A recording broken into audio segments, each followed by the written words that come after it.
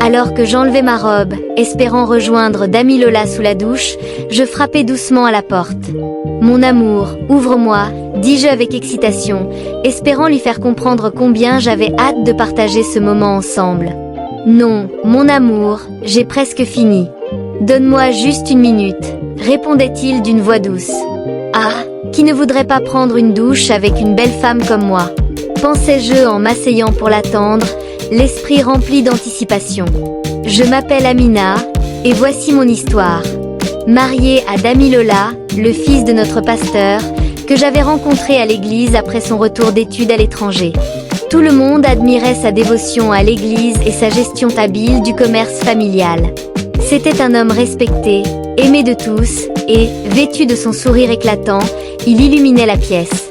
Le jour où il m'approcha en me disant que le Saint-Esprit lui avait révélé que j'étais destinée à être sa femme, je faillis exploser de joie. Pourtant, je fis semblant d'hésiter, demandant du temps pour prier à ce sujet. Un frisson d'incertitude me traversa cependant.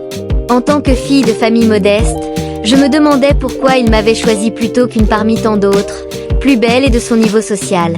Mais ma sœur, toujours sage, affirma que peut-être avait-il vu ma spiritualité, une qualité que le fils d'un pasteur devait rechercher. Le dimanche suivant, après un beau service, je me précipitai vers Dami Lola pour lui donner ma réponse. Oui, je vais t'épouser, dis-je, le cœur battant. Son sourire radieux me fit oublier toutes mes craintes, et je réalisai à quel point c'était un homme exceptionnel. Ce jour-là, nous scellâmes notre destin. Pendant notre courte période de fiançailles, nous avions convenu d'éviter toute forme d'intimité physique, ce qui n'était pas une tâche facile pour deux jeunes amoureux. Malgré cela, je respectais profondément son autodiscipline. Notre mariage fut un événement grandiose. Sa famille, influente et riche, avait fait en sorte que ce jour soit mémorable. Lorsque vint le moment de lire nos vœux, les mots que nous échangions touchèrent nos cœurs. Je me souviens de l'émotion dans ses yeux lorsqu'il me demanda si je croyais véritablement à chaque mot que je prononçais. Je racontai à quel point je l'aimais, en lui promettant de le soutenir dans les bons et les mauvais moments jusqu'à la mort. J'avais hâte de passer notre première nuit ensemble, et chaque minute semblait une éternité. La réception était en cours. Je lui murmurai à l'oreille, pleine d'excitation.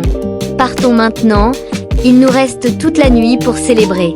Il rit doucement, répondant que la fête ne faisait que commencer. Je me détendis et laissai la joie me gagner alors qu'il me servait du vin. Je pris une gorgée après l'autre, me sentant peut-être un peu trop émue. À 22h, nous quittâmes la fête, me sentant à la fois épuisée et impatiente.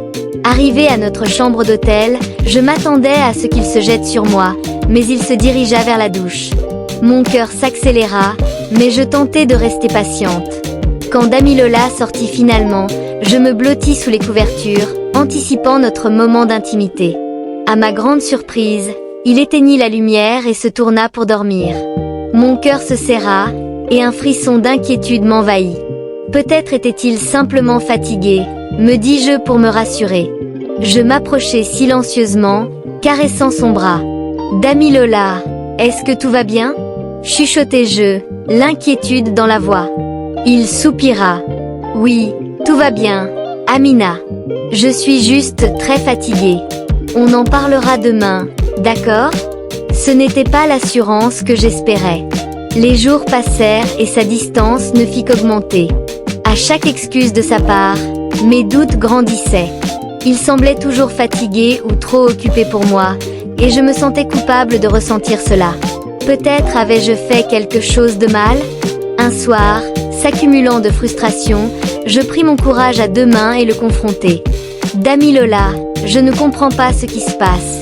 Tu sembles distant, tu évites même toute forme d'intimité. Est-ce que j'ai fait quelque chose de mal? Silence. Il fixait le sol, perdu dans ses pensées, avant de prendre une grande respiration et de me regarder droit dans les yeux.